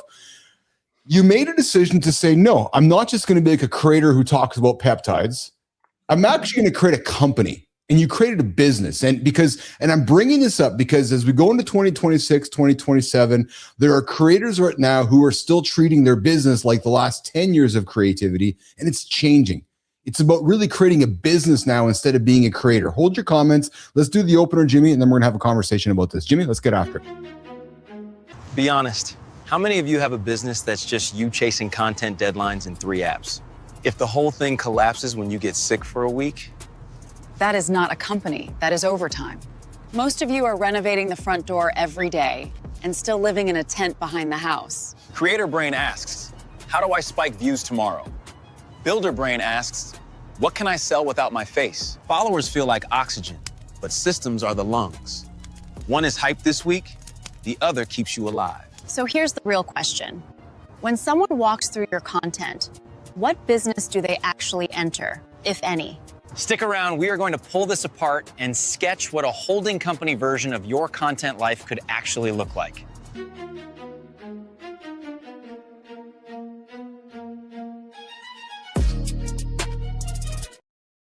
Why did you stop just saying I'm not going to be just one thing? Why did you decide to build a vertically integrated business? And I'm serious. Well, I mean, I started the whole thing. As I got Yeah. in there, I started spotting, issues. And, when you start realizing, okay, I've got this business, but it's going to be plagued by X. And it wasn't just my business, it was the whole industry. Yeah. And so, I mean, I've had these situations in the past where I've spotted this stuff, but and other companies that I've started, but I haven't had the personnel or the team to just point and say, okay, we're going to do this now. Now So- I've got the manpower and the resources to be able to say, okay, we just started this company. It's doing well, but we see that there's a potential issue here in the future. It's showing its face a little right now. So we're going to basically start another company that's going to fill that gap, which will make the first company stronger, more stable, but then also open up a whole nother channel of business in this industry. So one of the things you have talked about as you've been building your business, and you've talked about it with Marty here on this show, is that there's one thing to build a business around content, but you often talk about systems. And I know that you're building something that you could step away from your company so that you can build scalable systems. Talk about the power of systems that you're learning as you're building your business, because it's more than just being a creator. It's more than just taking a photo of yourself or a video of yourself. You're putting all these processes into place to make it happen, right? Yeah, well, you figure if there's multiple levels, or call it jobs within Yeah. the company. And there's some of those jobs, like when nobody's going to replace me being me. And that's not something that's you can't create a system for someone to step into that role because it's personally me. But other roles that support that part of me being me, they don't require my personal attention in terms of I don't have to do that myself. So I'll do it myself. I'll create a really efficient, effective way of getting that task or that job or that job description done. And it's a system. It's like, okay, we do this, this, this, and this. Once I've got it nailed down, it's efficient, it works well. Then I can bring someone in, hand them the playbook, and say, this is your job. Now, your job security is protected by following the system.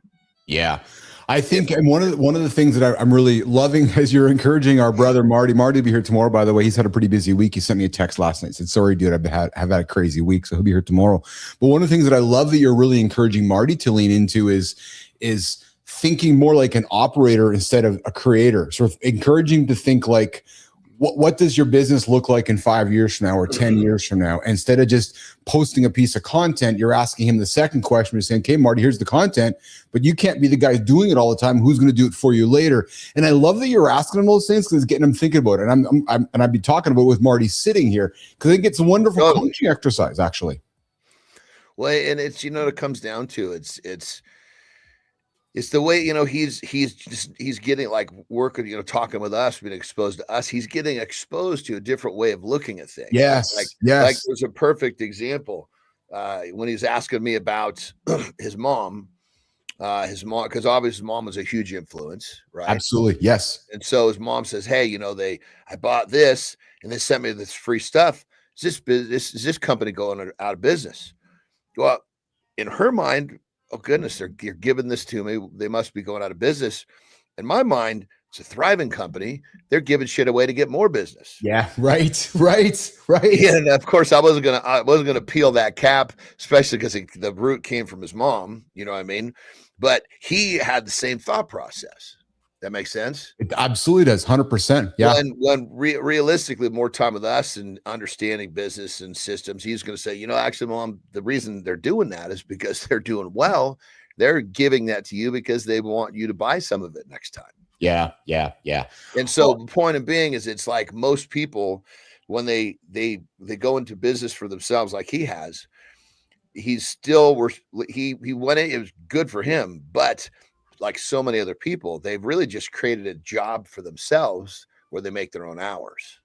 When what we want him to see is, yes, I'm creating something and I can have all of these, supporting team members handling the majority of what needs to be done, then I can just take that piece of the action that I really want to be involved in, and I can have a better quality of life. You make more money, you change other people's lives because you're giving them jobs. Yes. But it's a position of you have to be it's almost like your vision has to be changed. You have to be exposed to it enough to start to You are bang on, man. You're bang on. The vision has, I love that you said that, because when I came back into the world, and if there's one thing I'm really grateful about you and your friendship and your support in this whole journey has been is that what everybody sees is a show. But as you know me and you know what we're building here, the show is the metaphor for really what's kind of happening underneath it all. The research and development and the effort and the showing up and everything that we're learning here. Because I didn't want to just build a front, I didn't want to be just like a creator. I really love, when I look back now and think about ICUC, the company that built and sold, I love the fact there's still people working there. I love the fact that there's still babies being born.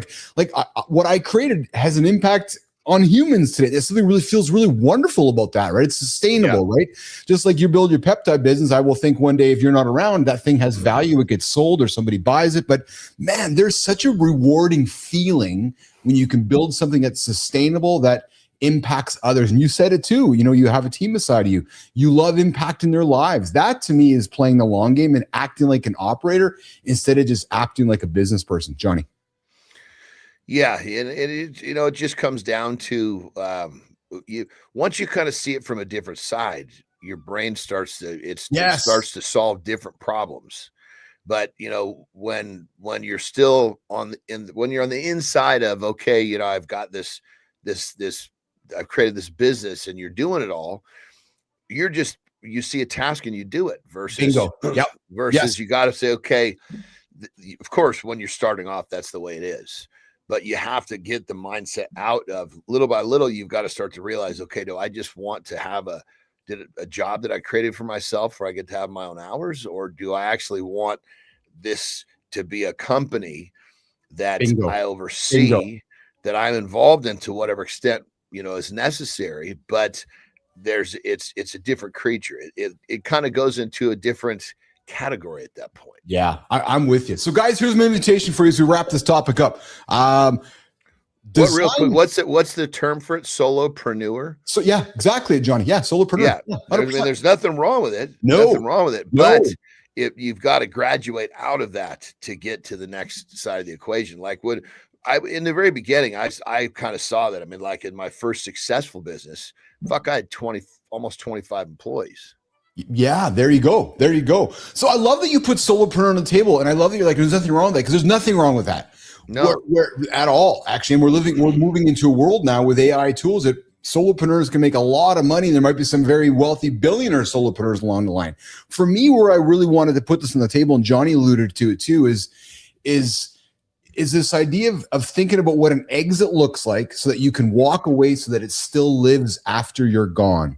Right. So John's got a peptide company. His goal is that when he's not there one day, it has value. It's still living, and it's got systems in place. The systems are the key that when John's name is not there, that it lives. Like, so when Keith started ICUC, I'm not there anymore. Those systems that are in place, that's how we're running the business. So the question comes down to this, guys. Could someone buy your systems, your brand, or your network if you weren't the face anymore? Simple as that. Well, and that could really, you just hit it on the head, because at the end of the day, if what you've created is not sellable, bingo. You haven't graduated from being a solopreneur. That's exactly correct. Exactly right. Hey, and that was one of my tests. I mean, I sold my first successful, my first successful company I sold. Yes. Yeah. I know you did. You did quite well at that. And you learned from that. And you're like, hey, I want to do it again. Right. So, hey, folks are searching for deadlifts. Johnny, we're going to get to deadlifts in about 2 minutes. But before we do that, I found a funny little video. But what happens if you pass out in public places? Jimmy, let's get this video up here. This is fun. This is ridiculous, man. So I found this video here. Some dude here sitting in a spot, and his head is up his head is against the mirror here. Check this out. So if you just sit back sleeping, somebody might decide to walk by your face and what the fuck, dude? Just stupid shit, man. It's so hey, we all carry cameras, so some guy's walking by, go, I'm gonna fucking put my lighter up to the guy's nose, and the guy's all pissed off. So Was that is that somebody that he knew? I Or don't just some fucking guy walking down the street whips out his fucking lighter and starts filming him. I suspect it's the latter, the way the guy reacted. I don't know, dude. If that fucking guy doesn't have the salt to fucking stand up because some fucking weirdo just put a lighter to his fucking car window when he was sleeping, at very least it should have literally just standing up is the metaphor of standing up for yourself. Oh my love God. of Christ. Oh my God. John, we talk about this often about how we age. Jimmy, get ready for this cue. We talk about often how we age, but here's the thing. If you don't deadlift, I'm thinking, and this is not about being powerlifter, Johnny. Don't misconfuse what I'm saying here. If you don't deadlift, you're choosing to be fragile. I love deadlifts. I talk about them more than any lift on earth. Yeah. Talking is your strongest muscle. I'm just conserving energy for my next personal record. You've been conserving energy since before the last Winter Olympics. Here's the truth. If you don't deadlift, you're choosing to be fragile. Fragile? I just call it strategically tender. You can either wrestle a bar now or a walker at 70. Walkers do have wheels though, brother. When was the last time you trained picking something heavy up, not just survive moving day? My back has filed another complaint hearing that. Stick around. The guys downstairs are about to explain why deadlifts are fall prevention, not ego flexing. And maybe convince me to actually do mine this week.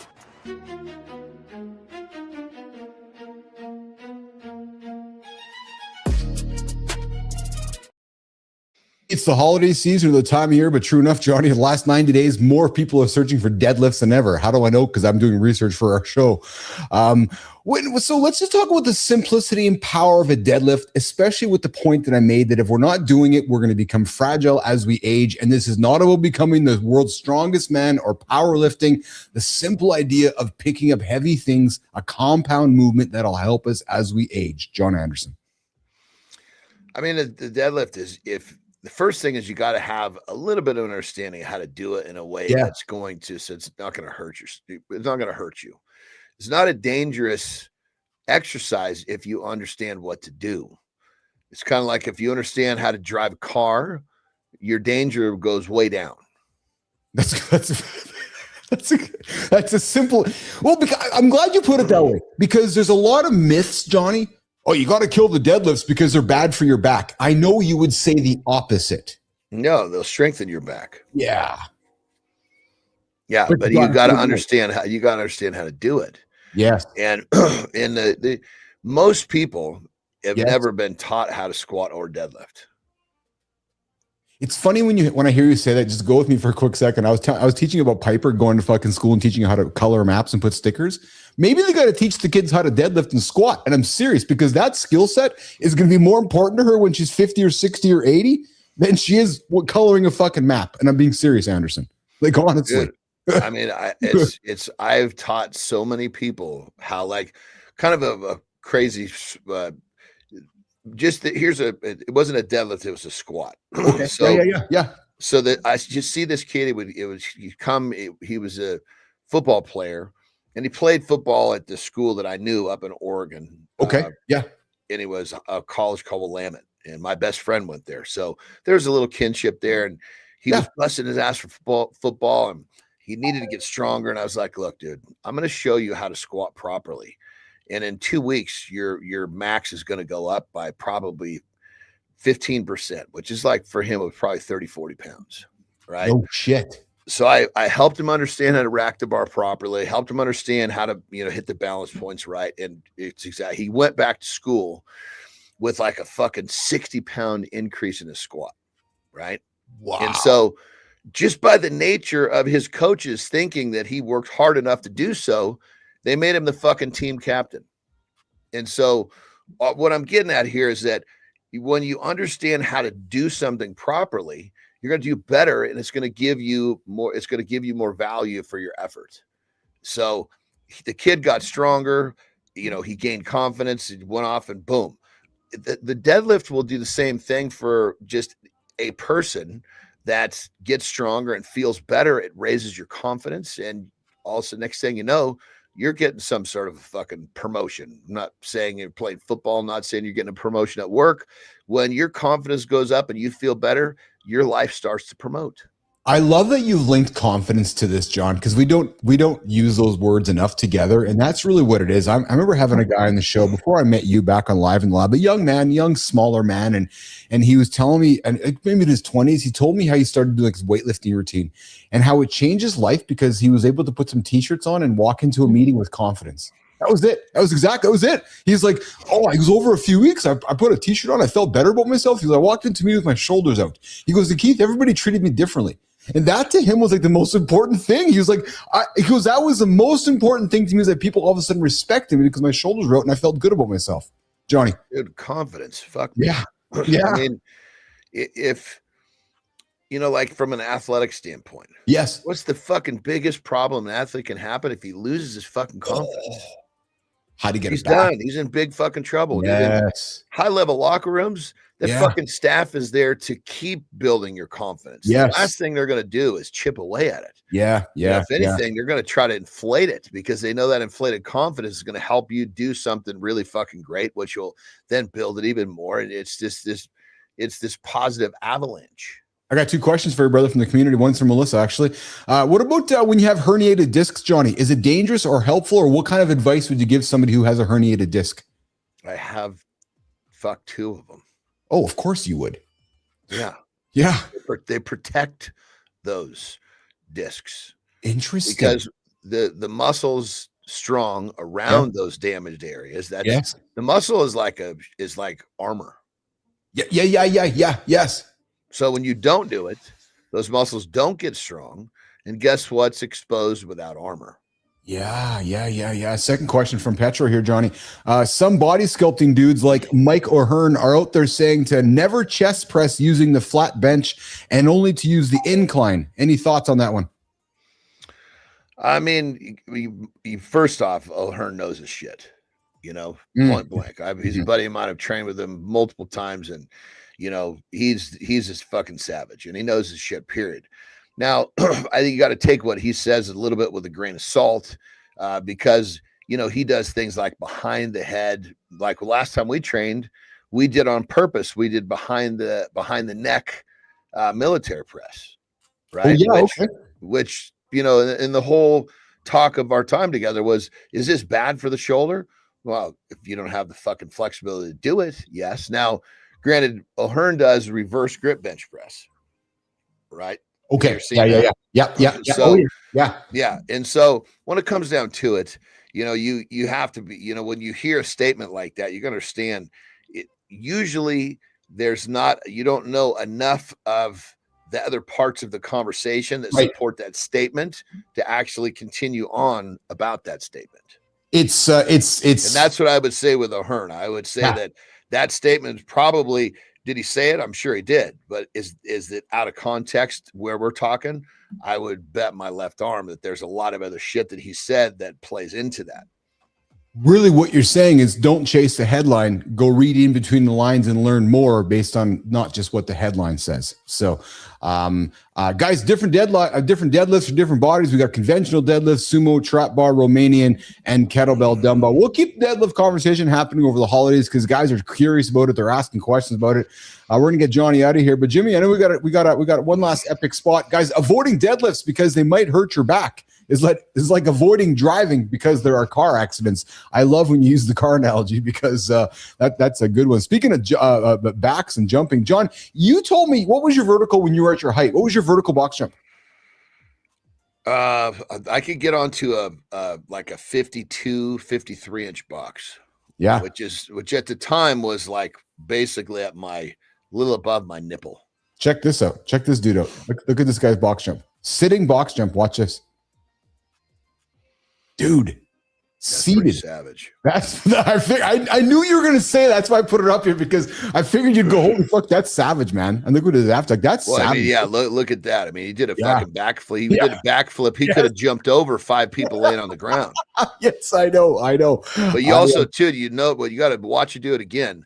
look at the flexibility. He's got his fucking knees up at his armpits. Oh yeah, I see that. Yes. He brought his feet up so fucking high.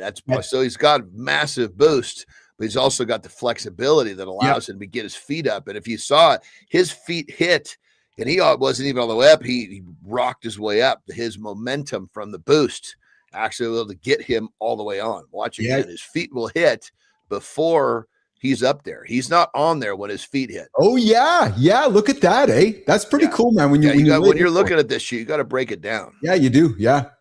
That's talent, man. I love it. And what I enjoy about this is that's a demonstration of reps and reps and reps to getting to that, right? That's pretty cool because you don't just do that on day one. And that fucking backflip tells more of a tale than because Jesus, look at this, dude, his fucking head almost. I mean, Jesus Christ, when he goes around like that. I mean, he must have cleared 9 or 10 feet. Yeah. That alone would have been a massive fucking long jump. Yeah. Even look at that. Look at even if he was standing forward, that's fucking huge. His head was like almost six foot up when he That's what I mean. He almost didn't even. He went up and his head stayed still.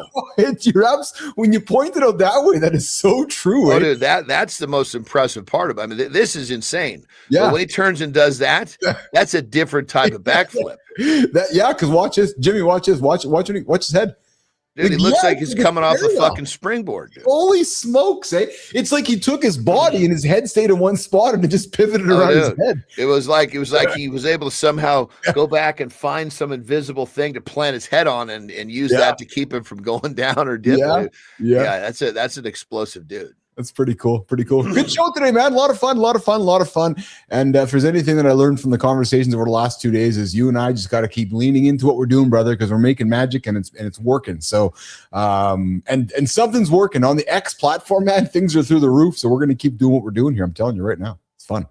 Let's go, baby. Hey, I got something to tease you with tomorrow. I got a topic for tomorrow, and Petro's on the show. We got bullshit professor tomorrow with Johnny, so it's going to be fun tomorrow. Tomorrow Friday? Yeah, it is Friday, believe it or not. Christ. But did you know there is one car more than others that birds like to shit on? Tomorrow, I'm going to share that with you. There's actually a car in the world that birds look for and shit all over it. This will be fun to break down. maybe Petro drives that vehicle I'm talking about. I don't know. I think my guess is that vehicle, whatever its make is, its owners tend to have similarities, and they're parking it in a certain place. They're buying it in some fucking stupid color. It's beyond the make of the car. I think it's got to do with the tendencies of the owner that buy that car. That's funny. That's my first stab, and we haven't even opened the topic. And Johnny's thinking it's full of cigarette butts and back end lottery tickets, and it's full of and fucking McDonald's. Yeah.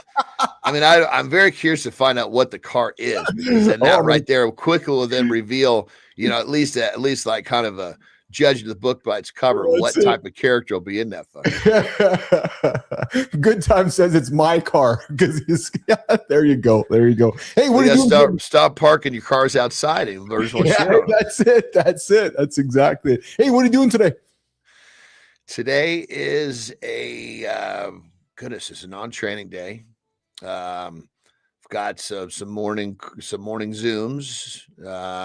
Actually got a fun call this afternoon. One of my buddies from the wrestling world I haven't talked to in a long time. No shit. Yeah. Yeah. He reached out yesterday, dude. You got some free time, and he's so fucking busy, dude. I mean, Jesus Christ, he's kind of the creme de la creme in the Fed right now in WWE. Oh, really? Oh, very cool. Very cool. Yeah. Very cool. Hey, there's a new character. Jimmy, we'll do that. Did you know another day here, Jimmy? We'll put that one in the can here. I forgot that we had that one actually, pal. I saw it in front of me here, looked right over top of it. There's a new character they're introducing WWE. The guy's in a mask, eh? He's been coming out, knocking people out, but he's full ski mask, full all black, and nobody knows who this character is. So that's always, I love storytelling. It's fun to watch. So my mom and dad watched the show yesterday and saw the Brian and Gladys character. I woke up this morning from a note from my parents saying, "Oh, I'm loving the stuff you guys are making." So yeah. All right, brother. You enjoy your day. Lots of love from me to you. A lot of fun. Look forward to hanging out with you again tomorrow. Less than 22 hours. Have a good loop, my brother. You too, pal. All right, Johnny's out of here. Johnny's out of here. Yes, it's Jimmy. True story, man. It's funny because you know how you look at something, like you look at something, but you look right through it. Like you're looking right through the words. Like I'm staring at, did you know, Jimmy? Like I'm staring at it and I'm talking to John about the bird thing for tomorrow. And I'm looking at it and I'm like, oh yeah, there's did you know? But I'm not talking about it for some ridiculous reason. So thank you, producer Jimmy, to keep me honest on that one. We do have a did you know we're going to put into the bank. And I'm sure like, you guys put all the work into it. Like, Billis, you didn't fucking use it. Sorry. Sorry, guys. Yeah. Melissa, put your fucking squirrel away.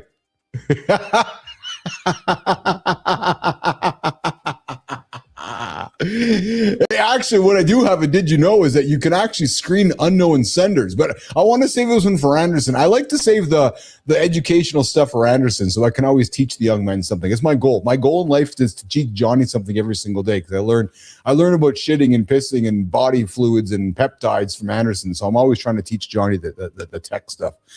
All right. Good morning, everybody. You're here with Mornings in the Live with Keith, John, and friends. Your live morning show experience. We get up and get after it every single day here live, 8 o'clock Eastern time, right here on X, YouTube, and LinkedIn. To all of you guys who are tuning us on X, holy smokes. Clearly, we are doing something right, which is generating a lot of interest on the X platform. And I got to be honest, I don't know what the fuck what, but we've just been working hard on titles and thumbnails, and the numbers are reflecting that whatever we are doing seems to be working. So we're going to continue with that. Okay, well, listen, one of the things that we're going to continue working on right now is encouraging companies to think differently. And you're thinking, what? Well, you guys know that we got the show, but we've also been building this platform. And I've been using the morning focus segment as of late for like a monologue, for a way to communicate what's going on from my world, my brain, and just put some stuff on the table for us to talk about. And what I want to talk about today, guys, or at least put on the table, is something I talked about a couple weeks ago, and it starts and it goes like this. Your company doesn't need another meeting. No, it needs a morning show. Hey, Sterling, what's the absolute worst part of being on a team? Easy. Meetings. Those drain my energy faster than Frankie and Tommy. We all accept them like gravity. Yeah, but nobody leaves feeling aligned, just tired and confused. Most meetings aren't conversations, they're confessionals. Everyone listing tasks nobody remembers 10 minutes later. Exactly. No momentum, no heartbeat.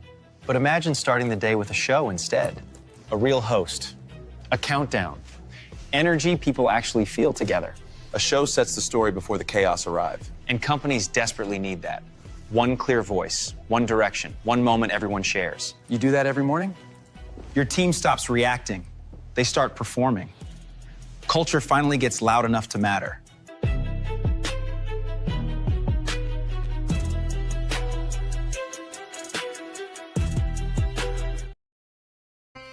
All right. You know what I actually believe? You know what I actually believe, nation? That every company on the planet should start their day with a live morning show, morning conversation. True mother story. Yeah. You want to know why? I'm going to tell you why. Your company does not need another meeting. No. Your company does not need another memo. No. And it actually does not even need another 4,700 reply email or Slack thread. True. It just doesn't. It doesn't need any of that, you guys. So as you head into 2026, please stop wasting the time. What you actually need is a show. Yeah. Because the companies that win in this next decade are the companies that won't be the ones with the best internal communication policies. No, I suspect that is not going to be the ones winning tomorrow. The ones that are winning tomorrow will be the ones that are owning the daily conversation. Oh, did he just say that? Yeah. Inside your walls and outside the walls. Your company, starting the conversation. Not letting the other media tell the story for you. You telling your own story. Let me paint this for you. Here's what I suspect happens, how most teams start their day. People roll in different times. Whether you're remote, not remote, inbox is already on fire. Somebody else's task list is getting you up and getting going. Everybody's reacting to yesterday's chaos. Leadership sends that long email. Yep, or that long Slack that nobody's actually reading. Oh, I know. Maybe there's a stand-up meeting where people recite the task lists. Yeah, because it's 1988 and pretend that they're not half checked out. Yeah. And then we wonder why your company's culture feels flat. Why the whole team is misaligned. And why customer experiences 10 different versions of the same company. Oh, I have an idea. Maybe we want to imagine something different instead. Imagine this. Imagine 8 o'clock, your time. The company just doesn't start work. It goes boom, live. Countdown, music, familiar host. People in the offices, people at home, people on the road, all can watch your company at the same time. Same message. And maybe it's not even daily. Maybe it's once a week. This is your company's morning show. Think about it. Because here's the shift. What does the live morning show do for you? Well, it becomes your daily TV network. It becomes your daily stand-up meeting. It becomes your culture engine.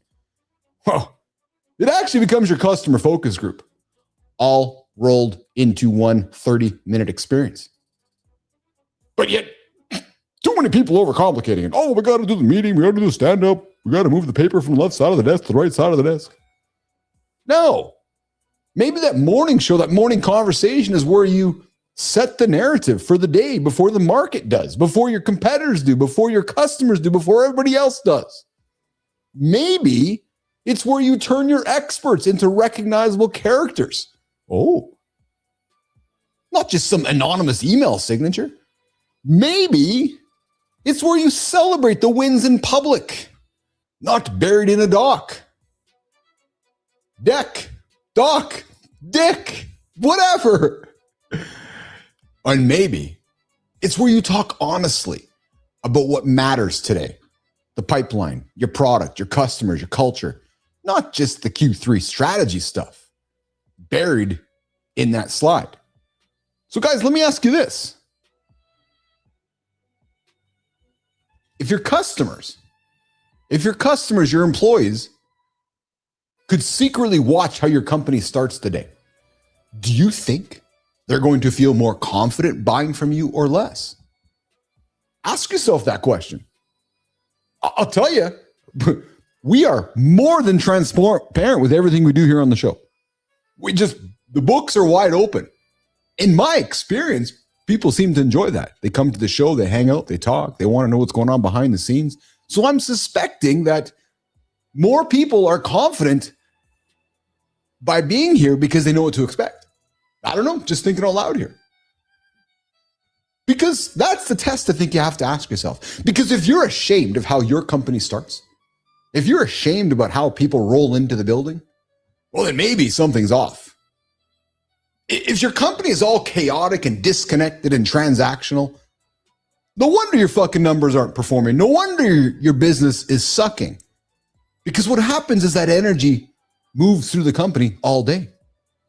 Well, maybe a live morning show forces you to design the open of your day with intention. Maybe it forces you to show your stakeholders, your customers, your employees, what you really are, what you're all about. Your faults, your wins, your mistakes, your weaknesses. But oh, we can't do that, Keith, because we are hide behind our brand. Really? But yeah, we're going to come out there and say, oh, we got to be authentic. Really? Yeah. Here's how I think about it. A company's morning show, your morning conversation. You only need 3 things. And they're probably inside of your house right now today. You need a host. Maybe it's not even the CEO. You need a host, someone who can hold the energy and speak like a human, not a corporate robot. I know your company has one. Simple format, 15, 30 minutes, same structure. People know what's coming. A point of view. What does the company stand for? Oh, but Keith, we can't do that. We're going to offend people. Well, if you're offending somebody, maybe they shouldn't be your customer. What's your point of view on performance, on service, on innovation, on community? Or are you just a talker? Maybe, Neiman, maybe that's why folks don't want to do the morning shows, because they're all just talkers. Talk, talk, talk, talk, talk, talk, talk. Oh, I got to back it up with result, with intention. Yeah, you do actually. Here's the other thing, guys. You don't need a Hollywood studio. You don't need 9 cameras, just 8. You don't need courage. No, you need more than courage. You need consistency and a willingness to talk real in front of people and in front of your own team. So, if I was designing a basic company morning show right now, somebody came to say, hey, Uncle Keith, yeah, help me do this. Help me design this basic company morning show. It would look like this. First 5 minutes, you got the pulse. What happened? What happened since yesterday? The next 5 to 10 minutes, what's the work? What are we actually focused on today? Opening up the kimono to the audience, then the people. The last 20 minutes, spotlighting somebody in the company, spotlighting the team, spotlighting a product. Humanize the entire experience, package it up, display it, and share it, and show the faces behind the numbers. That's it, 20, 30 minutes, once a week, live. Guys, you stack that weekly, yearly, your company is going to be days, weeks, hours over the competitor or the company that doesn't. And that changes people. It's going to change your company. But here's where it gets fun. When you do this long enough, others are going to follow. Clips start making sense. Product demos all over the place. Customer stories all over the place. Because guess what? If your internal show is actually any good, it's your content. It's your brand. It's already the trust you desire. And that's when your company morning show stops being internal communications and starts becoming your own media channel. So let me flip this for you. Who is the morning host of your company? Is it your CEO? Is it the market? Is it the loudest client? Is it the friend crisis of the day? Or is it you intentionally taking that slot every single morning? Because the first voice that your team hears in the morning sets the tone for how they treat each other, for how they respect the clients, for how they interpret bad news, and for how they show up when it's bad. Because I'm telling you, that is not a place you want to outsource. So let's extend this to the outside world.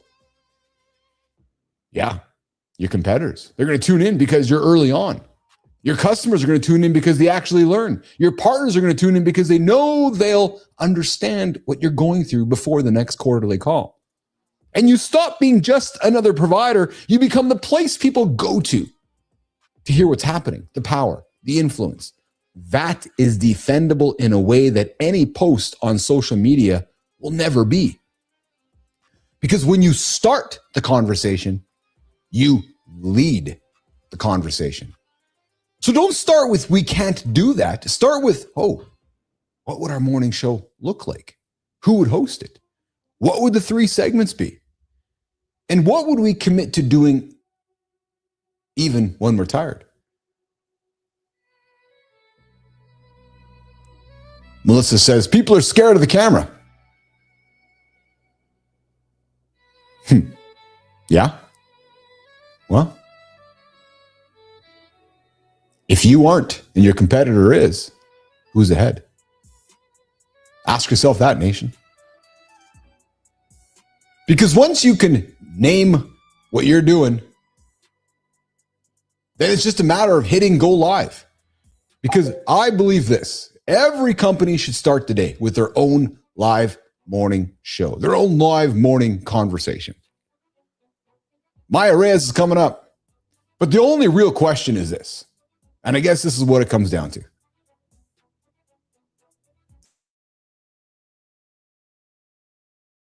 Are you going to be the lead? Will your show be first? Or will you be watching your competitions? It's surprising how our own words shrink our lives. One sentence can become a spell we repeat without noticing. And men already carry invisible weight: finances, safety, stability. When your language turns negative, it doubles the load instantly. Women face another trap: competing for one seat instead of building networks. Words decide whether we lift or limit each other. So today we audit our words. What are you rehearsing out loud that keeps you stuck, tired, or unseen in your own life? All right, nation, let's hear what the handsome chief has to say.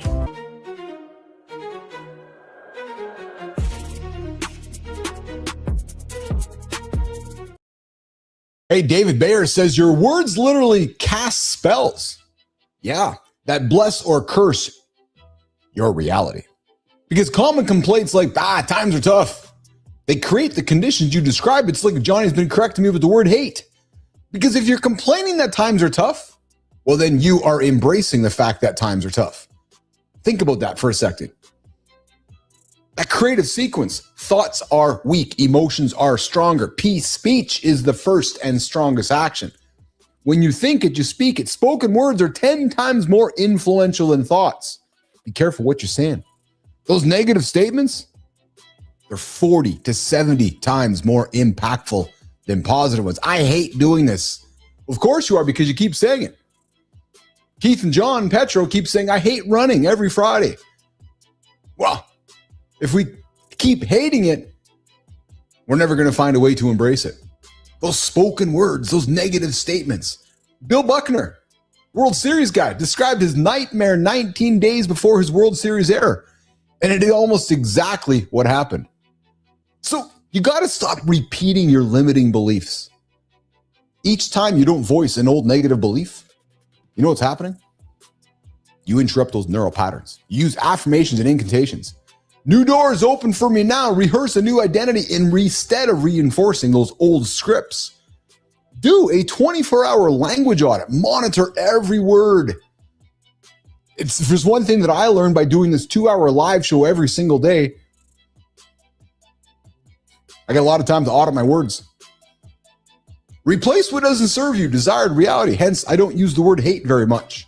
Doesn't really move me forward. All it does is it limits my beliefs. Because if I hate running, what does it do for me? It limits my ability to believe that I can. So here's the question for you, nation. What limiting belief do you keep speaking out loud that's creating the exact reality you don't want? Think about it. What is it? We all have them. We all have those limiting beliefs. It's true. Like, it's limiting me. I hate it. So I'm not going to do it. Yeah. Maybe that's the reason you need to do it. Wipe out the word hate, run towards it, and embrace it. I'll tell you something over on Substack, the invisible work of husbands that women never see. Kelly Jackson says many husbands carry a heavy, unseen internal burden. Yep, I can relate. Quietly staying up late, worrying about finances, safety, and the family's future. Absorbing fear so others can feel secure. Constantly scanning for problems without asking for praise. The masculine mental load is structural, not emotional. Men track maintenance, security, risk, and stability. It's what we do. Wow. Many make quiet, ongoing sacrifices, sleep, hobbies, personal dreams, out of loyalty, not out of recognition.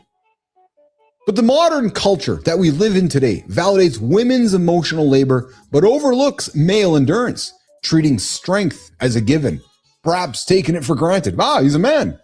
He's good. He's fine with it. Wow.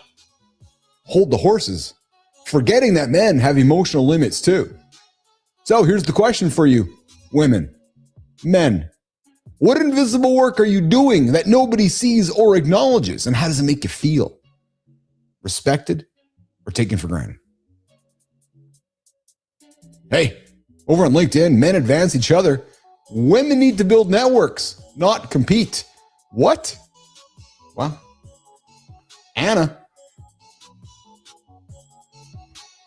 Madeleine Wangerard says men advance through strong informal networks, the old boys club as they're called, where introductions and opportunities flow quickly.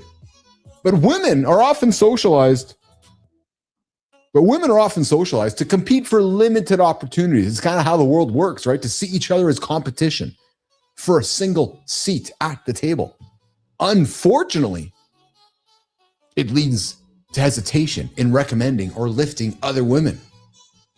And it shows up in hiring, it shows up in promotion, it shows up in panels, and it shows up in investments.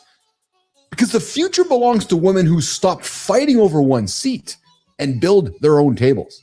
The collaboration over competition shifts the balance of power. So here's the question for you guys right now as you go through your day with women or men. Are you lifting others up, guys? Are you? Or are you competing for a scarce seat, nation? Maya? All right, nation, that's it for the Community Corner. Be kinder to yourself and focus on supporting the hell out of other humans. Follow and tag us to get your story featured on Mornings in the Lab.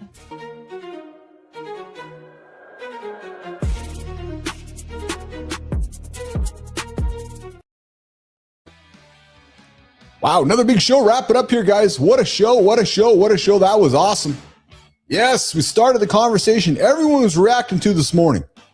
Yep, Jelly Roll finally speaking honestly about the real cost of obesity and why that hits home for so many of you guys, especially as we head into the holiday season.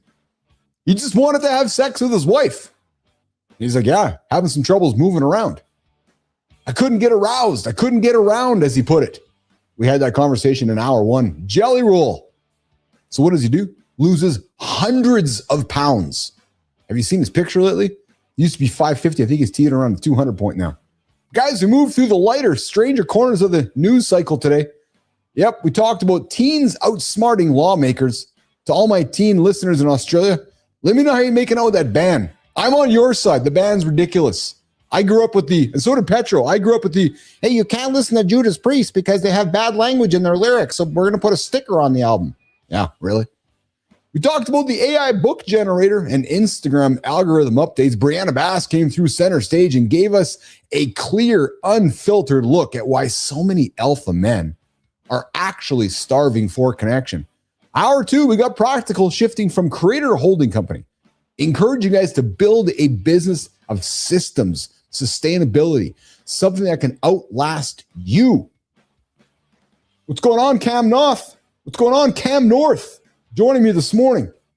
Yeah, Jelly Roll is getting it now, bullshit professor. Cam, where are you joining us this morning? Welcome to Mornings in the Lab with Keith, John, and friends. We're wrapping up here, Cam. Where are you joining me from here today? Guys, I invite you to take something from today's show, even if it's just one idea, and put it to work. Think about it. What are some of the things? Deadlifts, emotional regulation, stoicism, real stoicism, right? Don't fall asleep with your head against the window. Somebody might put a lighter up against it. And hey, as you're driving down the freeway today, make sure you're looking up so you don't have any car landing on you. True story. Yeah, it's true. All right. The United Kingdom. Before we wrap up, Jimmy, I got to address our live guest here right now. We got Cam North joining all of us from the United Kingdom. Do I pull the accent out, Cam, right now? Do you want me to pull the accent out, the UK accent? Or do I just leave it alone? Hey, Cam, do you want to join the show? 431-300-3005 before we say goodbye. We can call. We can have a little chat. Yeah, 431-300-3005. That'll get you into the show live with us right now. Hey, guys, coming up tomorrow, we got... You thought I was British? Dude, yes, I'm not fucking British. Nope. I'm just a good old Canadian guy. Yeah, I'm a Canadian guy disguised as an American. True story. Hey, Cam, I invite you. Subscribe to the channel, like the channel, tell your friends. This is the greatest live morning show happening in North America, and I know it's happening at lunchtime for you over there in Britain. So, Cam, like the channel, subscribe to tell your friends. We're going to get out of here. We're back tomorrow, less than 22 hours. We got the Petro. Joining us. Bullshit or no bullshit? I'm working hard today on topics. Oh, actually, I'm going to take a second here to maybe cue up my brother, John Petrocelli, so he knows what he's walking into tomorrow. So I have a bullshit or no bullshit stuff for tomorrow in our segment with John, and it is going to be, hang tight here. I'm just pulling it up here on my horn, tomorrow. So I got a couple things here we're going to talk about tomorrow. So one of them is, Petro, specific hands gestures can make you instantly more persuasive, really? So apparently, specific hand gestures could make good time make me do something. I think it's bullshit.